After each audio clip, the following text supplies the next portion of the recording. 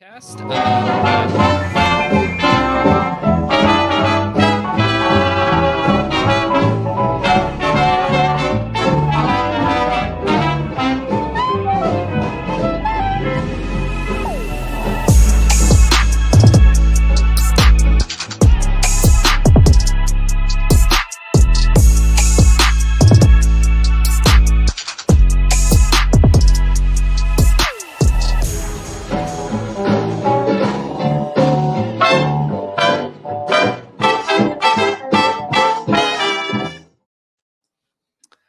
Hello, welcome to Echoes, a Sumo History Podcast. As my screen appears to have been frozen, I am Nathan with Honu Sumo, now unfrozen. I won't break out into song as a service to all our watchers and listeners. I will hand over to my co-host, and then we'll later be joined by another co-host, but life, obligations, traffic, things like that happen. The worst. So, Jake, go ahead. Yeah, I appreciate the way that you intro that. It's like another co-host. Who could it be? Maybe the same guy that's been with us this whole time? The whole time. We don't know. No. I'm Jake from Grand Sumo Breakdown and Iowa Sumo Club. And yeah, I've just, since this is potentially the last one in our current run here, I just wanted to say thank you off the top for all of the research that you've done, Nathan. This has been a wild ride. It's been so much fun. And yeah, without you doing the behind the scenes, this would not have been what it has been. So appreciate you. Well, thank you. It's been a lot of fun. And what we're going to do today is this is kind of our debrief episode. At this point, we will have aired all our episodes for series 1 and we wanted to talk before we finish this project about, celebrate some of the things that were like interesting, some of the highlights from the series, but also like talk about where we want to go in future series, because Totally. Mentioned it a few times before that we're just scratching the surface of the history of sumo in America, even just in the pre-war period. And because of that, there's just a lot of room to talk about other stories, explore other things in more depth and everything like that.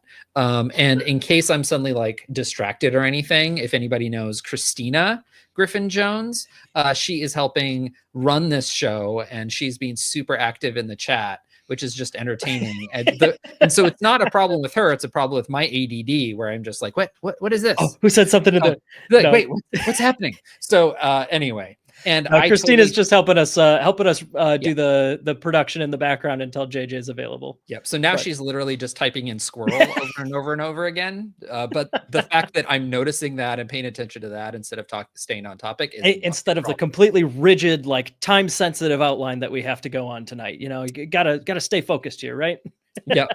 I've had a lot of fun doing this research. Thank you very much. It's been a reward in and of itself. It's just been fun. Before we even started, JJ and I were talking about like, we don't care if each of these videos gets, half a dozen viewers and it's mostly us rewatching it because we're nerds. And it's more about just kind of getting the stories down, maybe getting the conversation going with people who are interested. Right. And saving some of these stories for posterity because some of this stuff hasn't gotten saved for posterity. So absolutely. Yeah. Just the fact that it's in, I was going to say in the record, but like, what is the record? Does YouTube count as history now?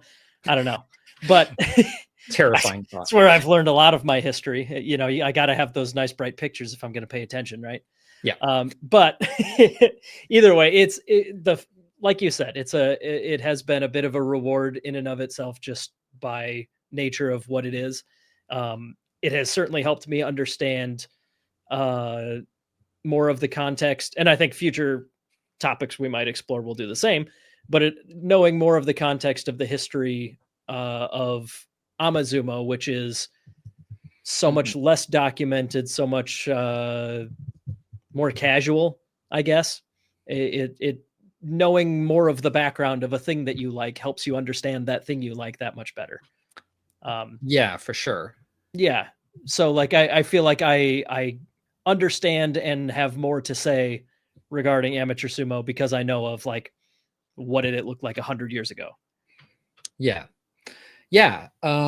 Yeah, I think one of the things that was so striking both early in the research, and I think we've talked about it a couple times in the episode, is about what Amazumo does have is that tradition of innovation, that it's not kind of locked in amber, ready Yeah, for yeah. DNA to get extracted and turned into dinosaurs.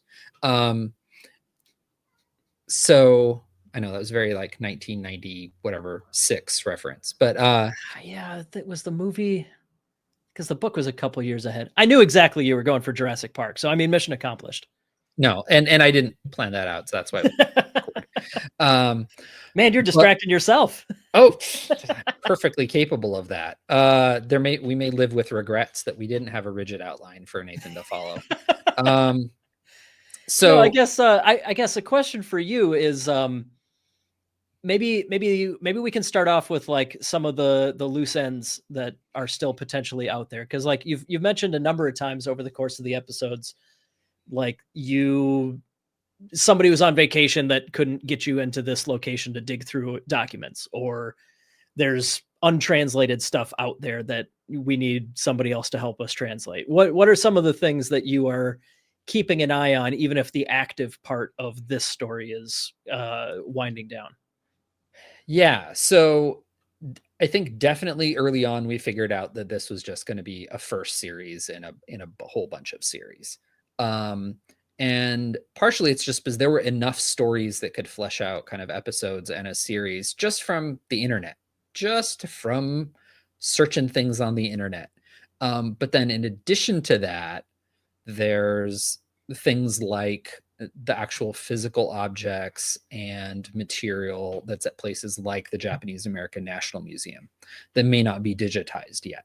And that's just a few hours down the road, but the Japanese American National Museum is undergoing at least a year-long renovation, so they're closed for a year. And then there were the fires up in LA that disrupted a lot of the employees' lives and things like that. And also with things like, yeah, so there's just a lot of disruption up in LA, and the ability to go up there to kind of look at the material in person. So that's something I'd like to do. But there's similar, historical societies that are regional, up and down the West Coast in Hawaii, museums, university collections, all kinds of stuff that I definitely kind of decided I had one book in me in retirement on a totally unrelated topic, but I think this could turn into a book. Sure. So, yeah.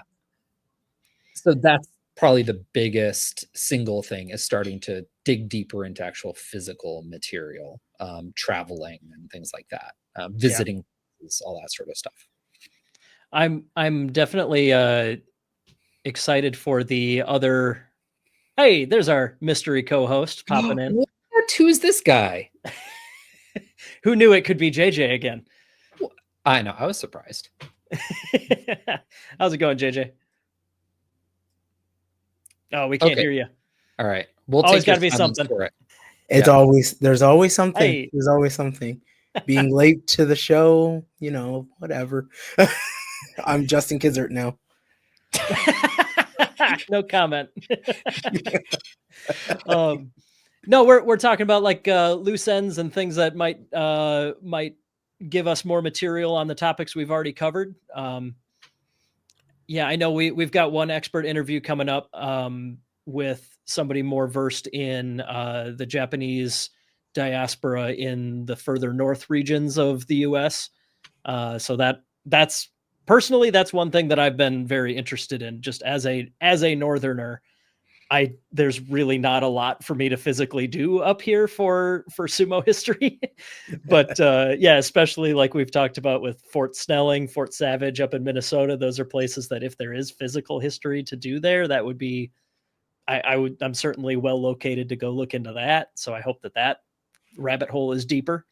But yeah, and I think that was interesting because we have kind of a side chat, both amongst ourselves, but also people who are interested in the topic and who've asked to kind of join the conversation. And, Chicago Sumo Club, at events in the community, they've actually connected with people in the local community at like Japanese festivals who are saying like, hey, my grandfather, moved here after World War II and was really into sumo, and here's our history. And so there's things like that really we have the opportunity to flesh out too, and kind of, connect. I think that's another thing I'm really kind of interested in, is that, family and family history and dynamics are always complicated, but I would love to be able to kind of, connect with descendants of people who we've, talked about their stories and flesh them out a little bit more as kind of complete people. And partially to like do those people the respect and kind of honor of that. Because like we've talked about before, we can get like a narrative arc based on just what happened in this person's life. That's not the same as knowing that person. Yeah.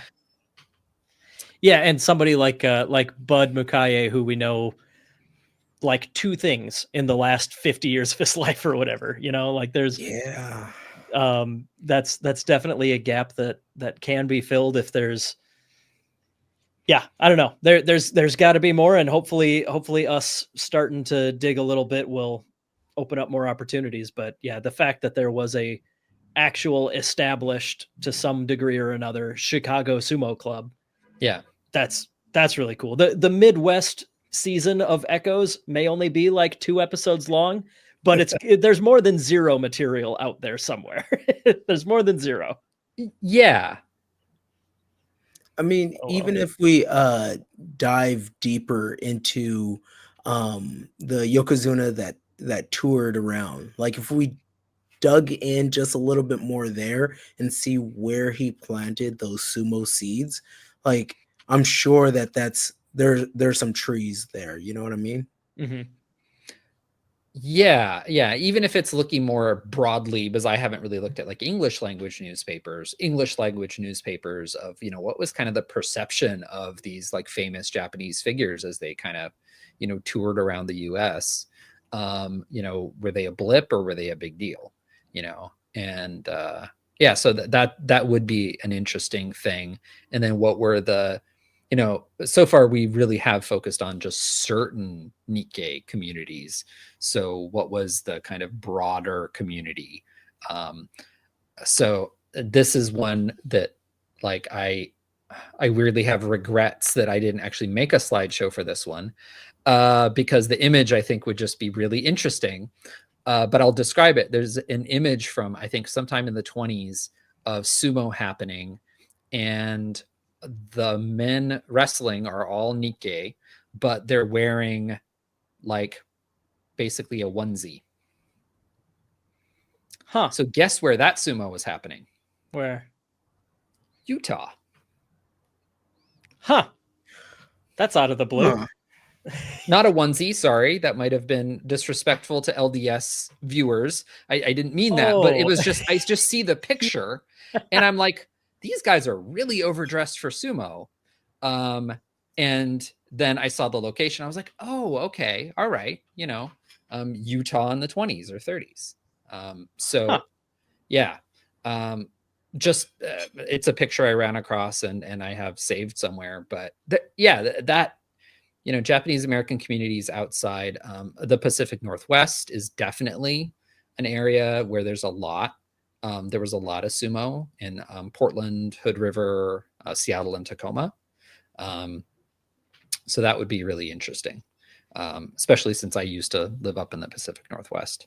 Yeah, we kind of have like, I imagine that once we get to the 1941, a lot of the regions will have similar stories as internment begins. But like, I know that there's definitely some other, I don't know, like maybe, why don't I rephrase it this way? If we were going to do a different region of like a second season for a different region, what are some of the other regions that would also be, would be on a similar level to SoCal for like history and material like that? We can go big boy and we can do Hawaii. I was gonna say that's definitely gonna be a part of our discussion today, but like, yeah, what Pacific Northwest, how much sumo are we talking? Is it on the scale of California? Is it anywhere near? So I would say it's on the scale of the two regions in California. So I would say like Hood River, Portland, Seattle, and Tacoma, they often had joint tournaments in like Tacoma, where people would, take the train or ride up, Sure. and or in Seattle. And then there were some in Portland too, but mainly Seattle or Tacoma. And you would see wrestlers going up from Hood River or Portland to those tournaments. Sure. So I think that would be I think it's a similar sort of scale there to Southern California and Northern California. I think Northern California and Central California is the other big region. We've talked quite a bit about them in this series, but I think that could definitely be an entire region. And that is where most mainland Nikkei lived, is in those areas. But it is interesting that there was a smattering of Nikkei communities outside of California.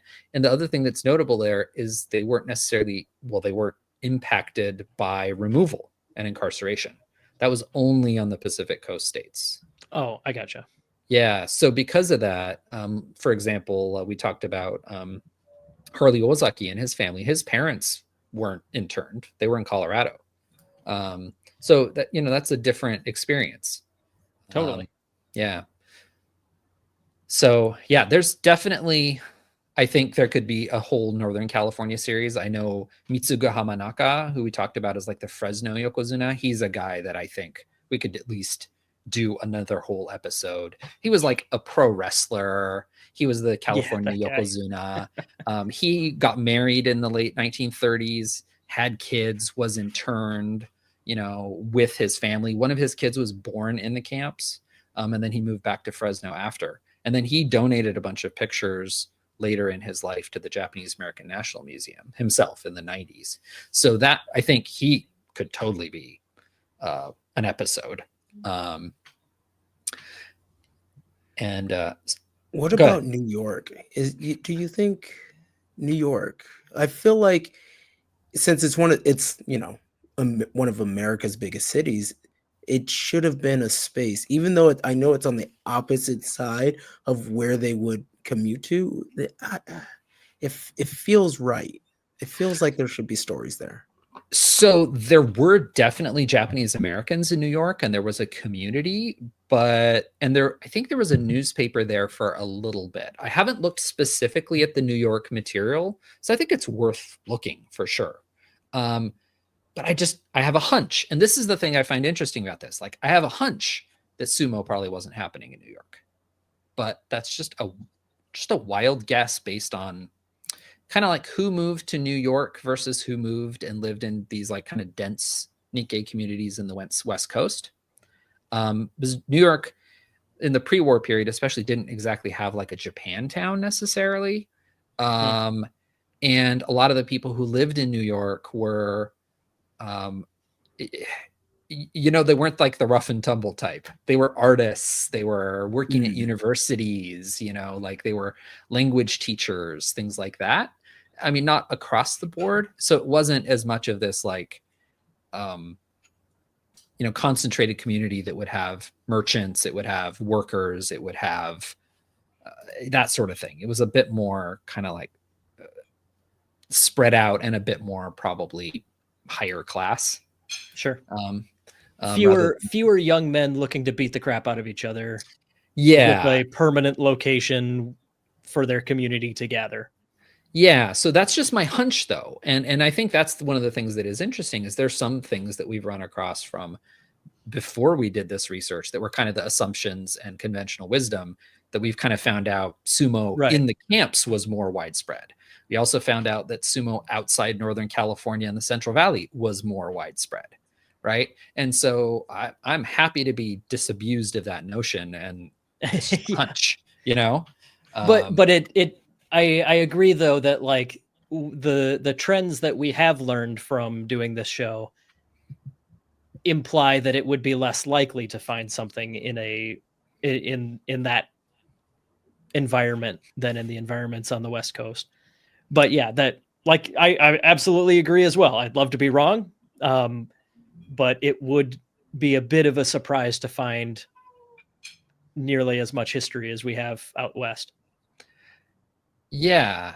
But I mean, it's worth looking. Well, and I think that does lead to one of the other things that's an interesting both like unanswered question or loose thread. I don't know exactly where it fits, but it's just a big question I have for the whole series, but especially future series that might focus on the post-war period is like, why did sumo basically die out?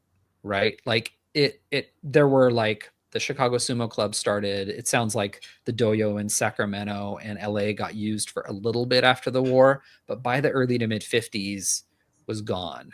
And there's certain like things people have talked about why that was, that Nisei weren't really that into sumo as an Issei thing, as the Issei aged out, it was done, or it was because of the stigma and kind of racism during the war. And I think there's elements of that are true. And I think that's always an interesting thing in history, is that there are certain explanations that go 30% there or 50% there. But what else was at play? Because the question that always comes up in history is like, well, sumo died out, but judo revived much earlier. What was different about the kind of participants, the practitioners, the culture at the time that allowed one thing that you would think is similar to kind of have a resurgence and continue, whereas another thing dies out, right? Like I think that's an interesting question. Americans are just too modest to show their butts. Yeah, it's clothes. It's clothes. That's a big potential one, but yeah, that's interesting because yeah, you're right. Judo has like decades of like deeply ingrained sports history within the states. Yeah. And yeah, sumo is basically like the current generation of amateur sumo is kind of like post-pandemic kind of explosion, So like yeah. And even before that, like prior generations in amateur sumo, like obviously the biggest one would be like the 90s, when we first, that was like the founding of the USSF, the first time that it was like acknowledged as like a national thing, and it kind of small, kind of just a few little pockets of sumo here and there until like our bigger resurgence post 2021 or so. But yeah, I guess it's, yeah, I don't know. I'm most excited going forward, I think, to look into Hawaii and why, other than the fact that there are plenty of Japanese people of Japanese descent in Hawaii, what is it there that made it so big? Like John Jacques always talks about back in his day in like the 70s or so, 70s, 80s, when he was actively wrestling, there were hundreds of people there, and there was like thousands of dollars in sponsorships at these tournaments and people flying from island to island to do sumo. And like, that's where did that come from? Why did that phase out? Because that's not how it looks now in Hawaii. Yeah, I don't know. That's another major one that kind of feels like we have the start to end of that story. Yeah, it's kind of contained and like that. Not that there won't be future chapters or anything, but like the story of the era we're talking about is kind of completed. Yeah, and I kind of feel like Hawaii would be my biggest priority to tackle next, because I don't know if this makes sense. And if something or somebody else changes my mind, I'm totally open to that. Because my sense is a lot of, or most of the things that relate to kind of mainland sumo are already preserved, are already there. Most of the participants or the people who have kind of even secondhand knowledge have already died. And so I think the stories are kind of where they're going to be now, where they will be in a year or so. Whereas I kind of feel like with Hawaii, I have a greater sense of urgency, because sumo did remain big in the 50s, 60s, 70s, 80s into the 90s. Mhm. And so there are people alive now who are in their 70s or 80s, well, 60s, 70s, and 80s, who knew the people who were big in sumo in Hawaii in the 50s and 60s and 70s, right? Who were Yeah. still alive. And Yeah, so Takamiyama is still around, right? Like yes, the people of that first generation of Hawaii sumo mainstream popularity are like, maybe not all of them, but there are definitely still some of them still around. yeah. And so I think that's where I'm feeling the biggest kind of urgency is to try to, find out more about those stories, Mhm. tell them, record them now. Because I think that's one of the things very early on in this project that just struck me was, some of these stories, it's just too late and they're probably gone and we won't be able to find out more. Yeah. And so I feel like Hawaii, we have the opportunity to get more, kind of recorded for posterity. So let's do it. Mhm. Yeah.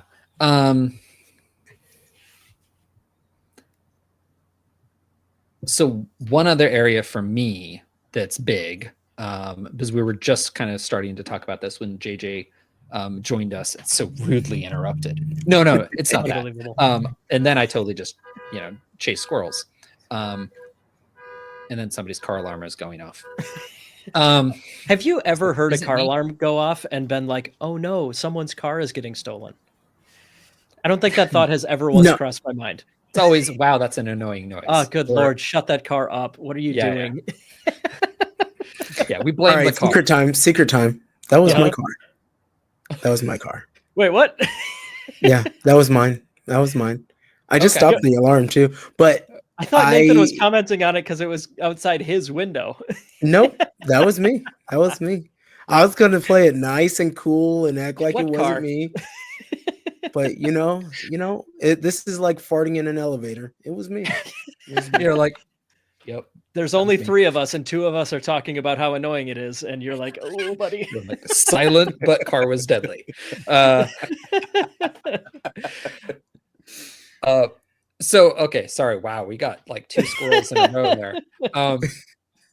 Is Kyotaro Osaki's diaries. I think that's the thing that the physical things at the Japanese American National Museum that I really want to, when I have the opportunity, I think it'll take some time. There's 16 volumes of diary, by the father of Harley Osaki, who is a super sumo fan, and Kyotaro Osaki lived in Colorado for decades, lived 105 years old.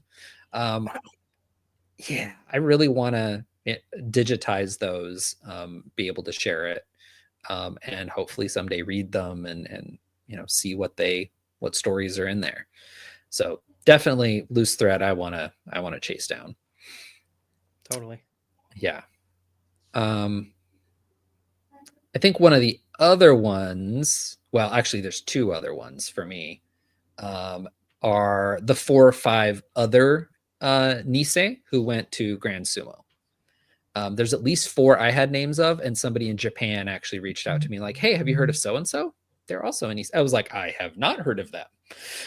So there's at least 5. And that's because they weren't necessarily listed as, right, like the Bonds case says where they're from, but if one of your parents is Japanese or something and the other one was born stateside or something, what have you, you'd be listed as from that place in Japan, right? Yeah. So I think like even Harley Osaki put like Fukuoka because that's where his dad was from.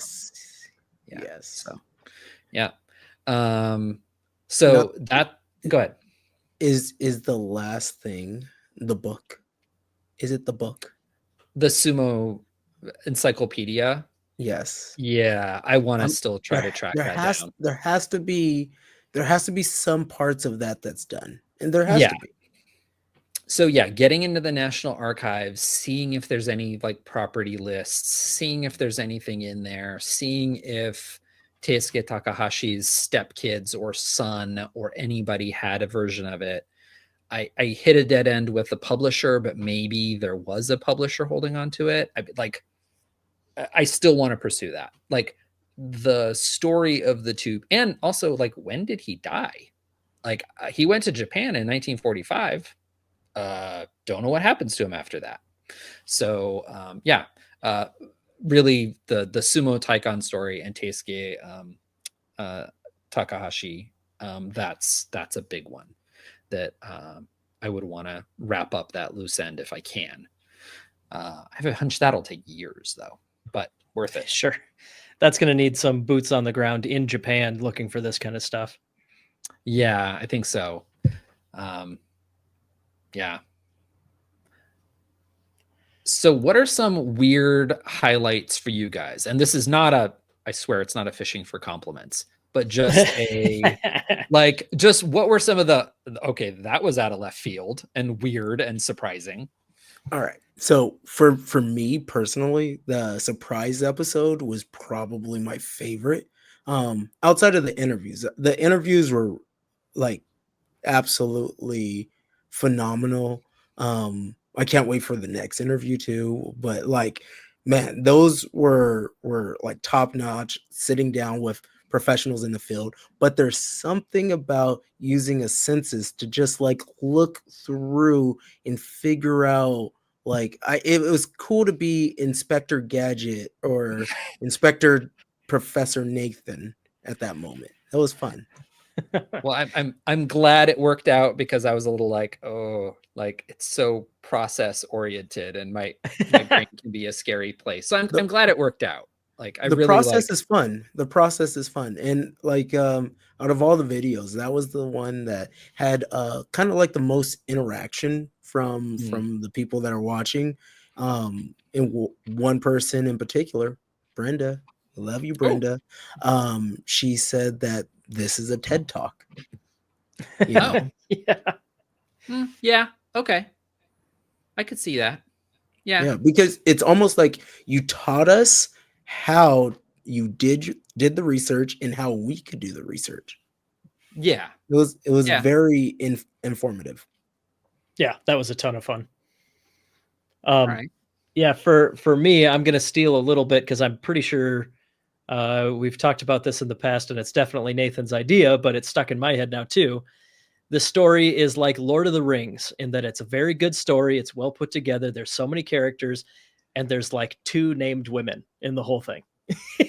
So like, where's the other half of the population for this story? Like, obviously, sumo is like, just like anything where young men are beating each other up, it's more often a men's thing. You know, I'm not expecting it to be 50-50 parity between male wrestlers and female wrestlers or anything like that. But like, it's still something where, yeah, there's got to be more to it for what are the women doing in these stories. Like, we can trace names and that's kind of it. And then we get like census data, like this person married this person and she comes from this family or something, you know, like we had that fun side story about that original Japanese embassy that came over on the boat, and their descendants were notable. Right. But like, that was kind of it, you know. There really isn't a lot else for any of the women to do in this particular story. So I know you've mentioned before that's something that you are hoping to dig into more too, but yeah, what were your thoughts on that, and what are your plans? Because I know you've got a few things that you're looking into. So there's 2 different 2 academics I've reached out to who do specialize in kind of Nikkei gender studies and women's issues from that pre-war period, because I think it's another, like, an expert to tell us what the context was, like what were the gender roles and expectations of, you know, Nikkei women at that time, you know, what kind of spaces were kind of carved out. But so this is just something kind of coming from a having grown up in Japan context and kind of knowing about Japanese culture, you know, for the last couple hundred years, and then coming to America and now recently reading about like Japanese American communities is, you know, sexism is very real in Japan. It's also very real here in America. But the way gender roles are divided up, as far as like how men and women work, or what kinds of roles they play in a household as far as like finances or decision making. Like those aren't the same. Like you can have a kind of hierarchical society or a, rigid gender role society, but how those kind of component parts are arranged are very different from culture to culture. Yeah, So totally. I already know from kind of reading about and knowing about Japanese communities in the pre-war period and Nikkei communities in the pre-war period that there was a lot of adoption in America of American gender roles. Like women in Japan often, especially in kind of middle class households, the women ran the finances. Like women would give their husbands the allowance, like, but in America, it was very different.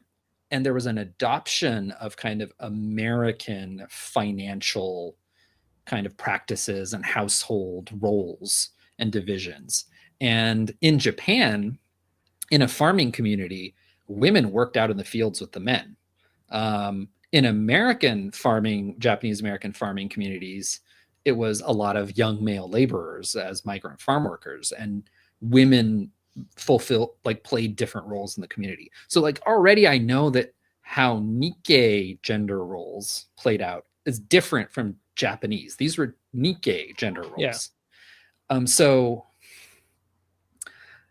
like I don't know what the sumo fandom scene like was in Japan in the 20s and 30s. Because now you go to Japan and you go to a tournament, there's women all over the place. Oh yeah. A lot of the biggest sumo super fans are women. You sit down in the box seats at a sumo, tournament, there's all these groups of women. And like my wife, when she went, she loved it. Like she thought it was great, and yeah, you just like turn on pro sumo for 5 seconds and you hear like every Makuuchi wrestler has his fangirl section yelling his name the whole time. There's tons of women that are sumo fans. And yeah, I don't know. Cause I guess I'm kind of thinking of it like let's pretend that somebody 100 years from now is trying to piece together, like what's Jake's story? He did a podcast about sumo wrestling and we have access to some of these podcast records or whatever. We hear him talking, but like, what's his wife's role in all this?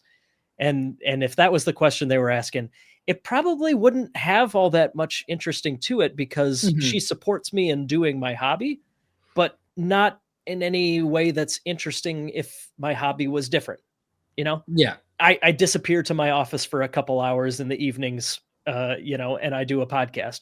If it was about something other than sumo, Katie's life story wouldn't be dramatically different other than like, the time that we went to Japan and saw sumo. Yeah. So like she isn't a rabid sumo fan the way that plenty of women are these days. And because of that, she has her own hobbies and her own things that I support her in, but her supporting me in my hobby isn't really supporting me in ways that are specific to it being sumo. So right.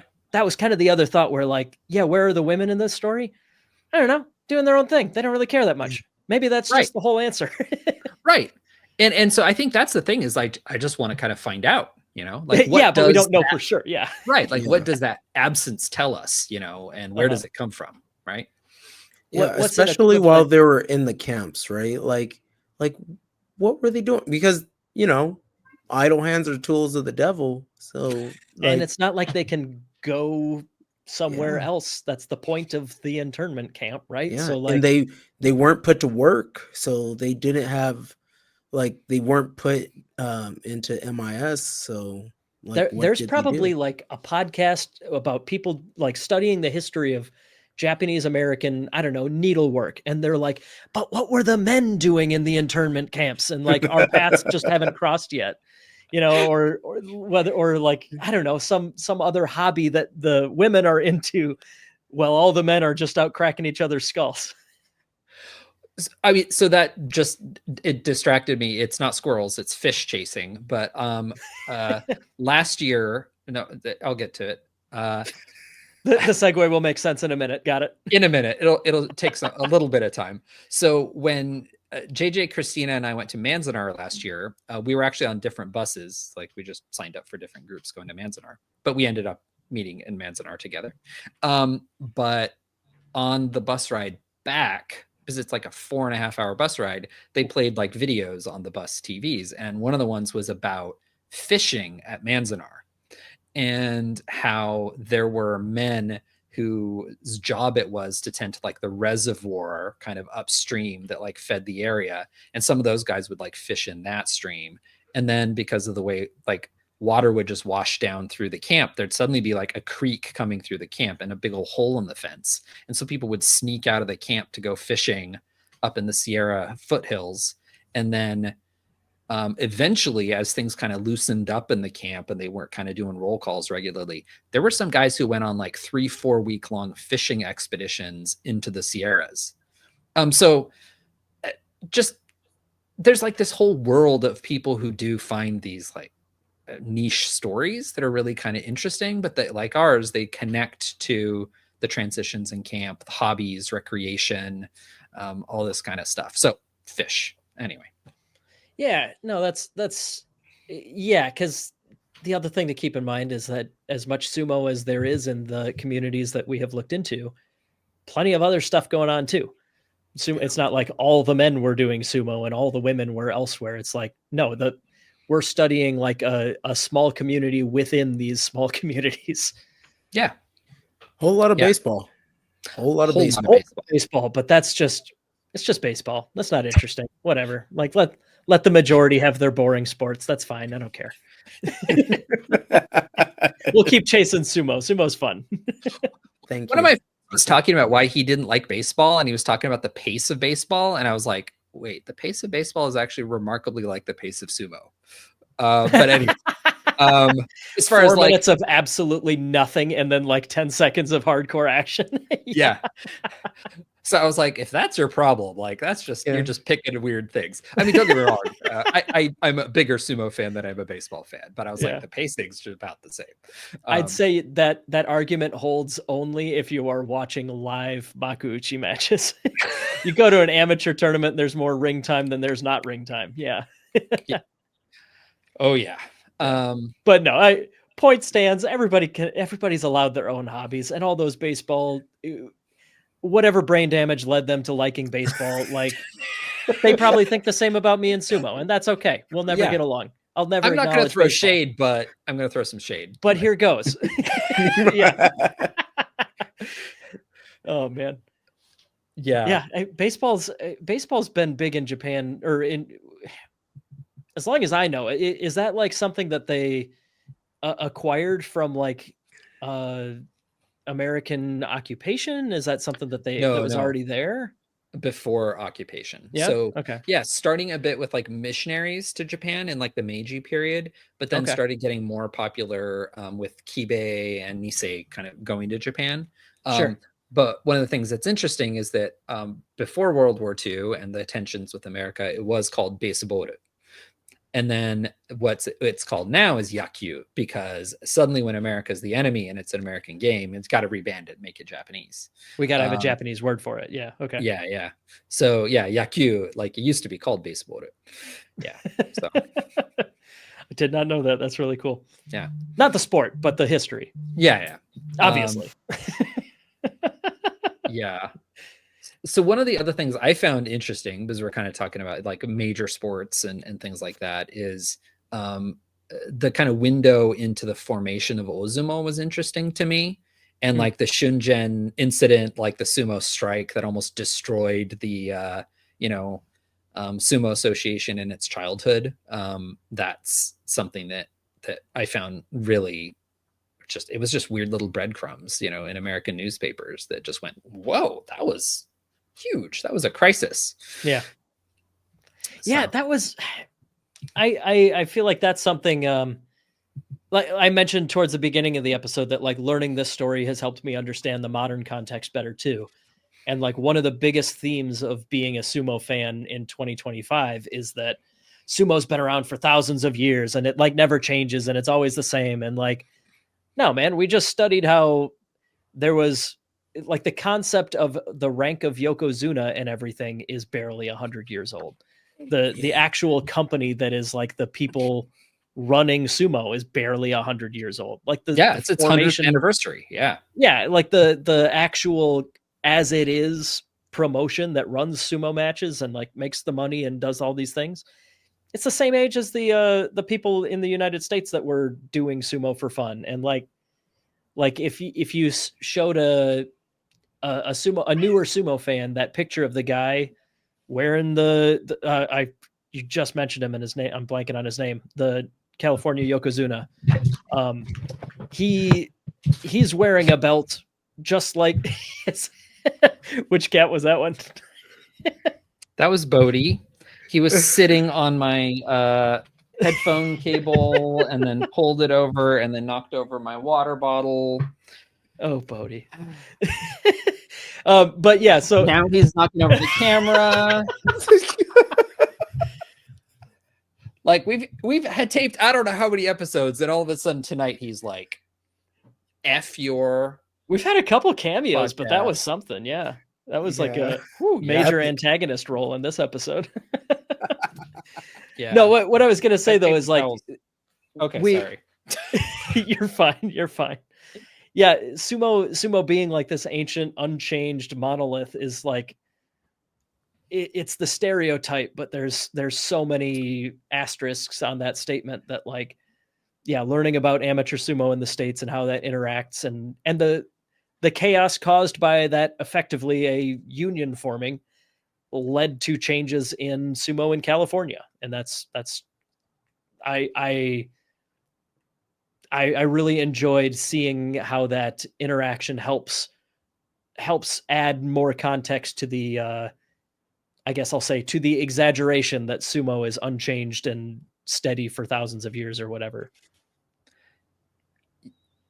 Yeah, I think that's one of the things that I like about history, but something that I kind of try to keep in mind is that things can be multiple things at the same time. And, you can be a traditionalist and an innovator. Like you can respect tradition while also kind of having some perspective in that might have only been a tradition for a few decades. Or right? Like adding instant replay or something. So it's just one of those things where I'm not generally everything is always going to keep getting. Uh-oh, we lost him. You still with me, JJ? We need to get back to. I'm here. Okay. Start that thought over, Nathan. Sorry, we lost you for a second. Oh, okay. All of us or just JJ? No, it was just you. Oh, okay. Oh, sorry. It's the cat again. That time, not the cat. That's something you keep in mind when you're studying history, though, is that things change. Our perception of a thing might kind of get locked into a certain view that something was that way for a really long time, but it may not have been. That and kind of carries over into life lessons too, as far as there's a place for innovation and doing new things and making reforms and change. And at the same time, there's a place for looking to the past and going, you know what, some things were better or are worth trying again. So like that both of those things can be there. But I become increasingly suspicious the more I study history of people going, things will always just keep getting better and we need to drag people kicking and screaming into the future. And I'm deeply suspicious of people who say there was some golden age back when I was a kid and didn't have to worry about stuff. And if we get back to that, we'll be fine. Yeah. Right? Like I'm deeply suspicious of both of those. Yeah, like that would be like me saying that, the 2000s were better, but I also didn't have to have a job then, so of course I thought they were better.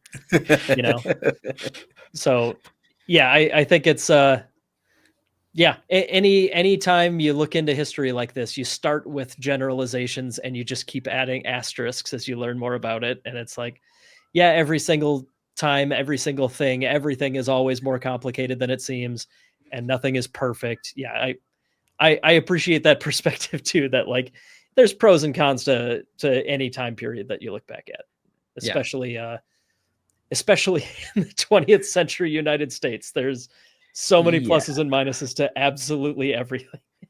Yeah. Ugh.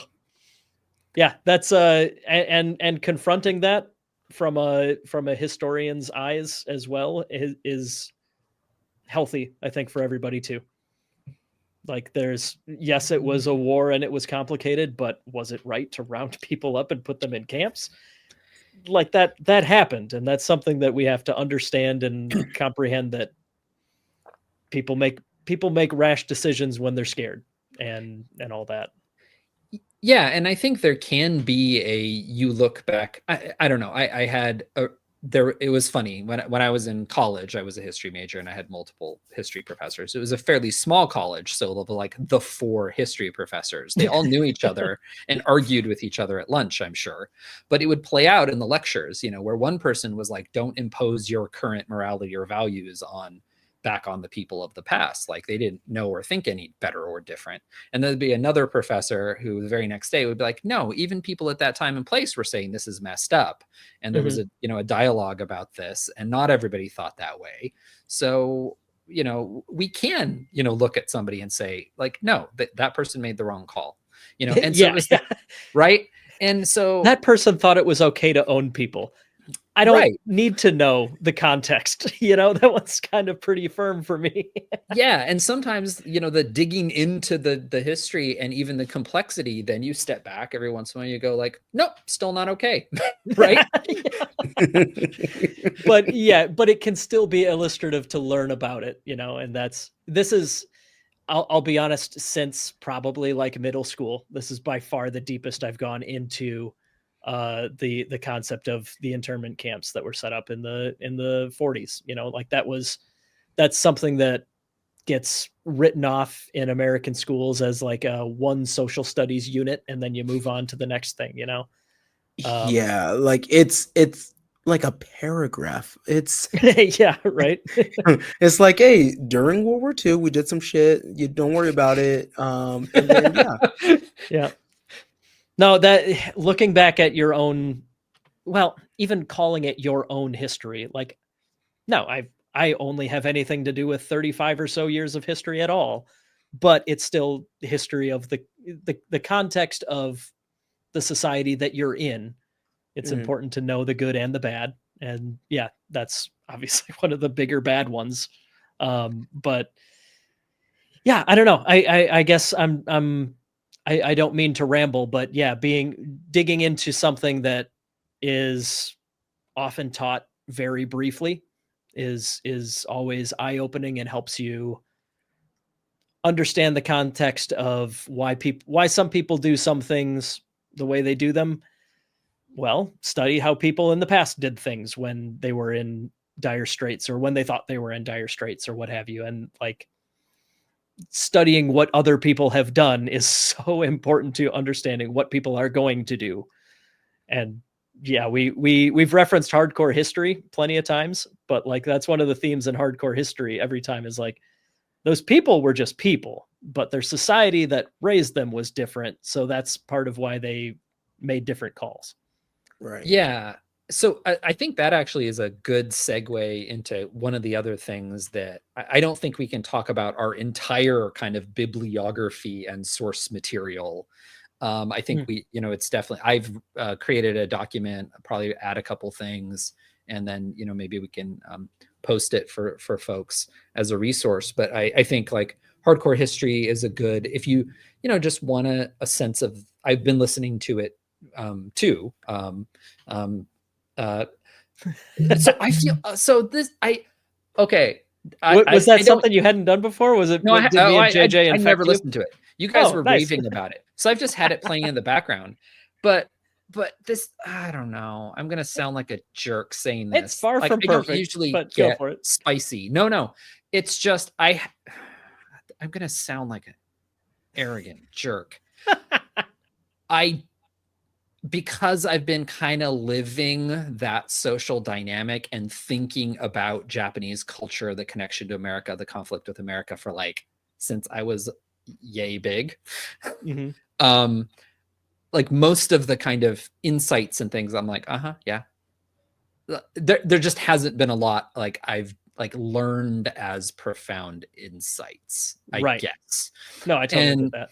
Yeah. So, but it is interesting, definitely, you know, different personalities and things like that. I think if anything, one of the more interesting things was when he was talking about the personalities of people like MacArthur, and you know, the line between madness and and genius, and That line is blurriest when you are given an army. That's for sure. yeah, right.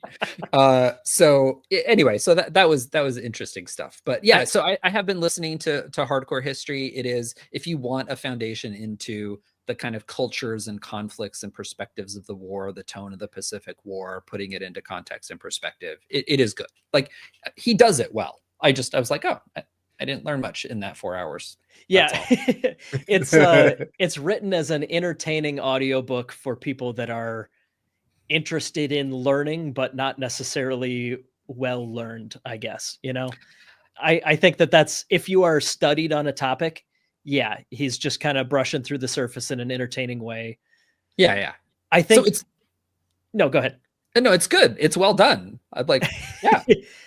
And he does it responsively, and he, you know, he talks about different perspectives. So yeah, no, it's not a problem with that. I just realized, like, oh wow, I've been apparently obsessed with this for a really long time. Yeah. It's I think my favorite 2 series that he did my favorite 2 series were, come on, Jake, this is your first language, you can speak it. But my introduction to hardcore history was what did he call it? It was a series on World War I. I think it was Blueprint for Armageddon. Yes. And it's like 20 plus hours in all these different chunks. And it's like, for another topic that in American schools is often, here is our 2 days on World War I before, like, to introduce you to World War II, which will be the rest of our semester. 2 days on World War I? That seems generous. Yeah, exactly. Something trenches, something gas masks. Yeah, the Treaty of Versailles, and now we're at Nazis. Okay, now we get to the exciting bit. Yeah. But like, yeah, that was my knowledge of World War I going in, and then coming out of it.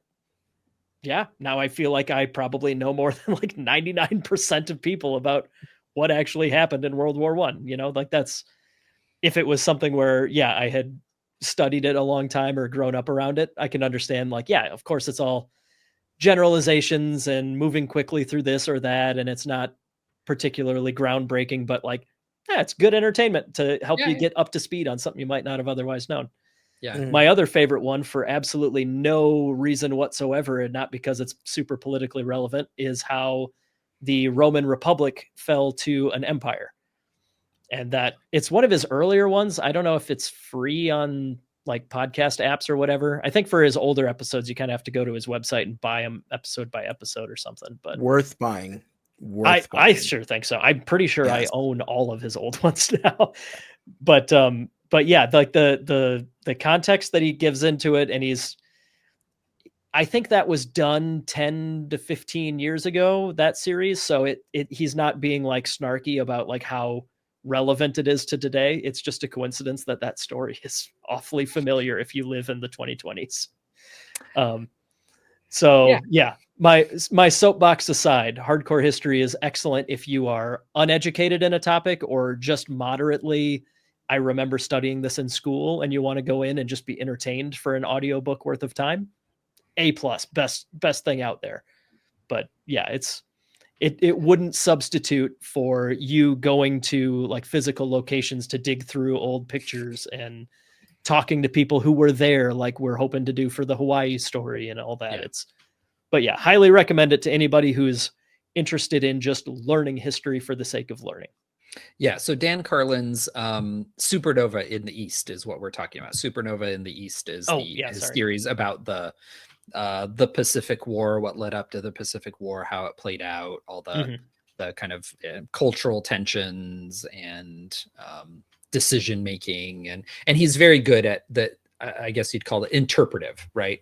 Not just fact, and this thing happened, but really coming up with relevant examples to, like, imagine it's like this, like he does a lot of that in a really good way that kind of grounds the story in a way that people can relate to. So it's very well done. He really he spends a decent amount of time on it, talking about the Punic Wars, where Hannibal took the elephants over the Alps, and like that's all that people that's generally the one thing people know about that series of wars. But like he spends a decent amount of time being like, yeah, that's a kind of a silly thing to know, but like, have you seen an elephant? Have you seen those passes through the Alps? Like that, but like thing, right? those Roman soldiers that are like, I got a pointy stick and that's an elephant. Oh my God. What? How on earth are me and like the neighbor farmers who manned up in a unit of 10 of us or whatever supposed to take on an elephant with our pointy sticks?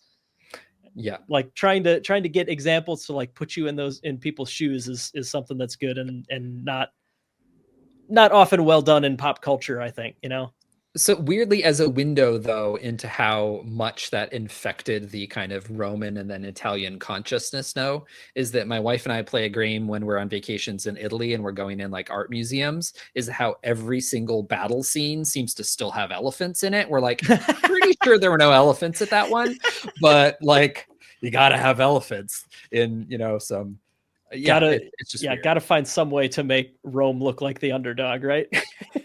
Yeah. So that's plenty of time on hardcore history there, but yeah, you can tell how passionate I am about it, and I know JJ's in a similar boat. But what were the other big ones that we used for our series here? So one that was really influential for me that I read before finishing up this research and recording was Between Two Empires by Eiichiro Azuma, who also happens to be the only person who has studied sumo, as far as I can tell, on the mainland. But he wrote a book about like Nikkei communities and their kind of identity formation. And it really also gets to that thing that we were just talking about a few minutes ago of people were making decisions that made sense to them at the time, right? About where they would fit within America's like racial hierarchy. And some of that is, what's the popular word? Problematic, about how, some Nikkei farmers would carve out a space above Mexican farm workers or Filipino farm workers, things like that, knowing that white supremacy and land ownership were closed because of the alien land laws and things like that. So, how do you preserve what you do have? And some of that was kind of at the expense of other people and other communities, and also decisions people made about the rhetoric they used, the ways they kind of talked about, kind of culture and identity that made sense at the time, but then it turns out leading to this kind of racial collision once war breaks out. So there were like decisions that made sense at the time. People like nobody knew what the future was going to bring, right? And so he does a really good job of kind of painting that picture of how Nikkei communities kind of created a sense of identity, the internal debates and dialogues, and then the consensuses that kind of evolved, and then how some of that did contribute to World War II.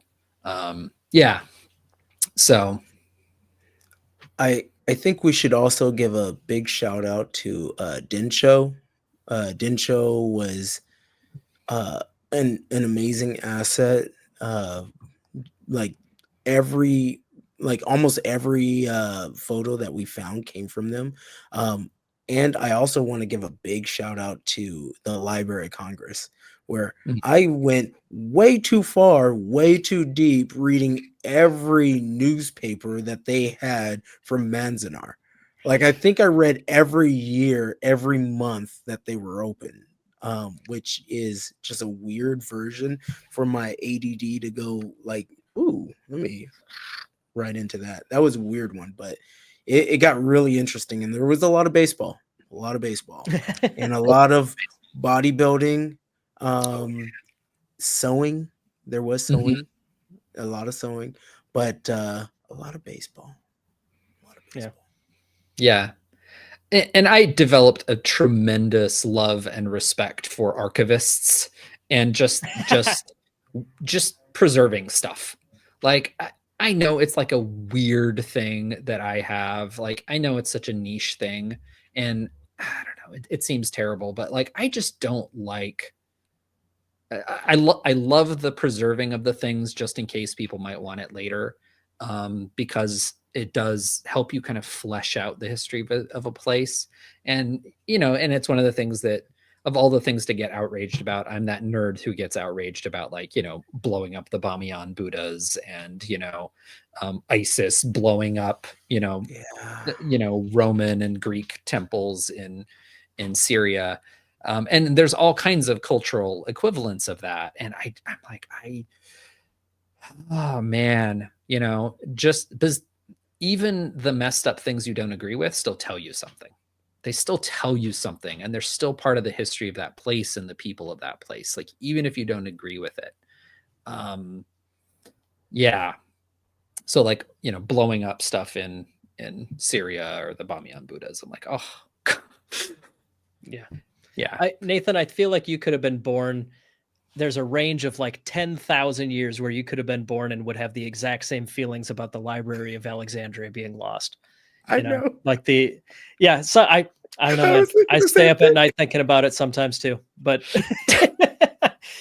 like, you could have been alive when it happened, or you could have been born in like 6000 AD on Alpha Centauri, and you'd still have the exact same opinion about how tragic the loss of that library is. Yeah. There's all kinds of things like that. I'm like, oh, it's gone. Yeah. I don't know. I'm not sure I would have survived in any other era. I'm fortunate to have survived in this era. You know what? That's fair. I feel like I can relate to that. Yeah. So to kind of go to like some of the things that like you can find that are preserved that are really kind of cool, but like they pose some kind of difficult things. There's one resource we've kind of looked at a few documents from that is really interesting. There's this guy who I think it died about 15, 20 years ago. I think his name is like Mansell, and he has this website where he just has troves of documents, and his big like specialty interest area was like American POWs in Japan during World War II and their kind of experience. So he is at least transparent about his kind of agenda, which is to contrast the treatment of Japanese American communities with how Americans were treated or foreigners were treated within the Japanese Empire. So he has a very specific agenda, and he's at least transparent about that. But he does, like I think I mentioned this in an interview with Brian Nia, he calls the incarceration of Japanese Americans like preserving a people. Because basically he says like, well, we in America treated the Nikkei community better than how foreigners were treated in Japan, and people of foreign descent within the Japanese Empire. And I think that's one of those things that that might be true, still doesn't make what the US government did okay, right? That's like saying, hey, we were less wrong. Yeah. Like, that's not a great point, but I understand the logic at least. Yeah, and I find kind of the preserving a people part, especially since our topic is on this kind of like deep, rich cultural thing, a little bit insidious, because we know that a lot of important cultural things like sumo disappeared, and probably because of the removal and diaspora and stigma, right? And so because of that, at what cost did you allegedly preserve a people? Yeah, but even that's not very great preservation if it didn't get preserved. And I think even within those documents, what's really interesting is that you can read the kind of raw documents. You can just read, congressional reports, FBI reports, all kinds of stuff. And it does paint a kind of a different picture of that's really like interesting. Like I was reading, some of these like FBI reports and congressional reports about, what leading up to the decision to remove the West Coast Nikkei population. And it's just strangely bureaucratic, because you can kind of tell that like the FBI agent who's analyzing the situation in San Diego is like, they're all spies, I can't tell them apart. And then you can tell the guy from LA actually like kind of knows the community a little bit and sees the nuance. And then you can see a person in another city in Northern California has like a different take and is clearly just relying on this one guy, you know. Sure.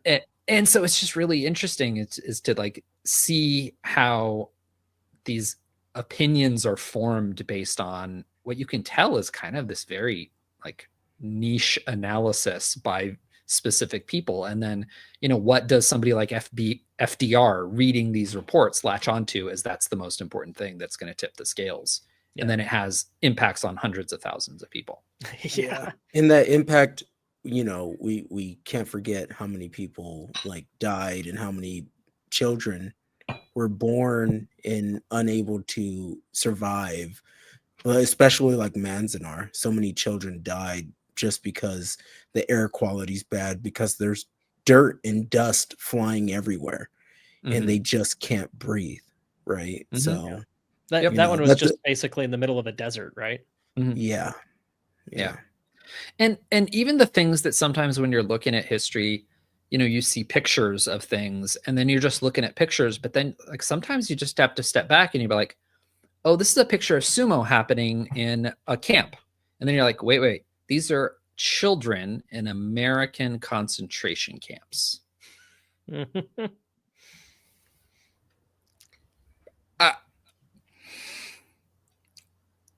Right? Like just that. There's so many layers of like realizations and things sinking in, and yeah, like I like the way that you phrase that. On first impression, it's like, oh, cool, sumo, and on like as you continue thinking about it, there's different realizations that come to you from the same picture like that. That's something. Yeah, and go ahead. I was just going to follow up on the point you were making though, Nathan, about that somebody having a specific agenda and yet that source still being useful to you. I think that that's something that is, I don't know. It's important when you're studying things to keep in mind that everybody has some biases or other. And if you can identify those biases, that doesn't mean that you should completely disregard everything. Like you said, the primary sources involved, you know, those primary sources are primary sources regardless of who the secondary source is reporting on them, you know? So like you can still learn stuff, but you got to keep in mind the mouth it's coming out of. Yeah. Well, and sometimes what those things, will tell you is like there's FBI cables between like the LA field office and Washington, D.C. And there was this one guy who apparently was like visiting LA on business around like in late 1941, early 1942, staying in a hotel. So he's like sending cables to like Washington, D.C. And then Washington, D.C. is like cabling back to the LA field office. It's like, could you check into the local situation and see what this guy's talking about? And it just is such like bureaucratic mundanity, you know, where it's like some high profile person complains up the chain of command and then fecal gravity at work. And then have not heard that term before, but I'm going to start using that. That's another treasure from The Wire. Might be from Wire commentary, not even in the episodes. But anyway, I love The translation. It's definitely from commentary. That is. That wasn't in the show? Okay. No, gravity, shit rolls downhill. But like this guy who is complaining to Washington, D.C. was basically saying that, oh, you guys might have rounded up some people, but I'm still seeing lots of Japanese faces around here in downtown LA. So the job's unfinished, you know? And so kind of seeing some of that like political pressure coming from people on the ground, right? Complaining to Washington, D.C. about how, you know, they're still, you know, so it's like a window into, you know, the racism and the kind of undifferentiating between people. So I think it was something that Jim McNaughton said about some other source that he kind of recommended to me, as he said, you know, I think it's like a useful source when read carefully, you know, like, sure, you know, read it. There's valuable stuff in there. It's just, take it with a grain of salt, you know? Even if somebody's lying to you, they're telling you how how they're lying to themselves, how they might be lying to you, what they're trying to hide, what their agenda is, right? Even lies are revealing. Mm-hmm. Yeah. Speaking of Jim, I think one of the other books that was really like interesting and a recommended read is his book, Nisei Linguists. And we did an expert interview with Jim McNaughton about Nisei linguists. And there's a couple other people who did end up being in the military intelligence service. So I think that's another kind of loose thread I wouldn't mind pursuing. Yeah, so I'll put up a bibliography. There's a lot of great sources and resources. I think we mentioned George Takei's book, graphic novel. They Called Us Enemy. That's another good one. Yeah. So that's definitely a good one.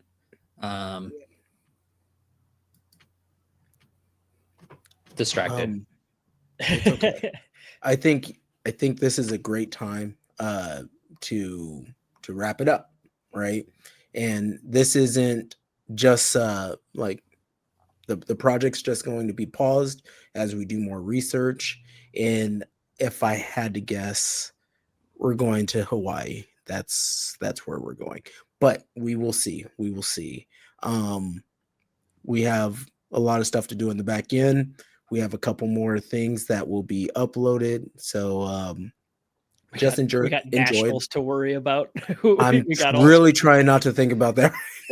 Yeah, I don't know when this one's coming out, but we're recording it prior to nationals, and I know at least the three of us all have plenty to do still. Plenty to do. So yeah, thank you for enjoying this journey. Hopefully you learned something. I know me right here, this guy right here, learned a whole lot, and I think that was pretty awesome. And I'm pretty sure Jake learned some stuff, and Nathan learned some stuff. Yeah, I mean, you learned a whole lot. And thank you, Professor Nate.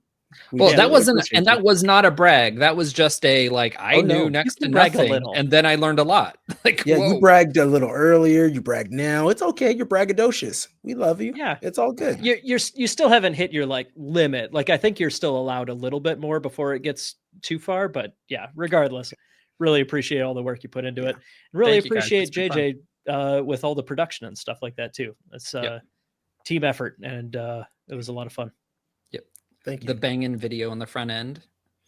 Yeah, that if nothing else, that intro you that video you absolutely crushed it. And while we're doing that, I do want to say it was a lot of fun, Jake, to design and like work and spitball back and forth on the logo. That was a lot of fun. That was cool. Yeah.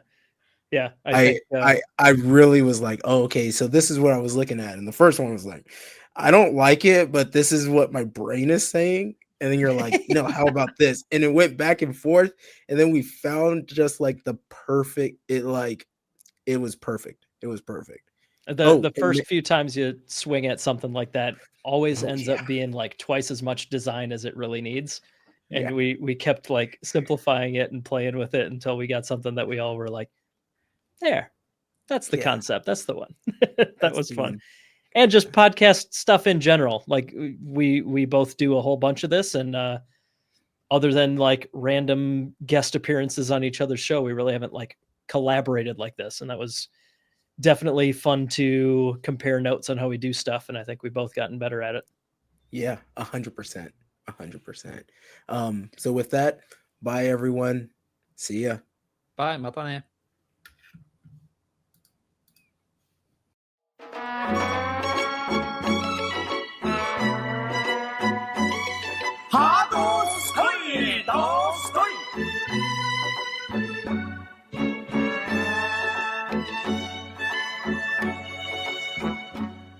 Ha!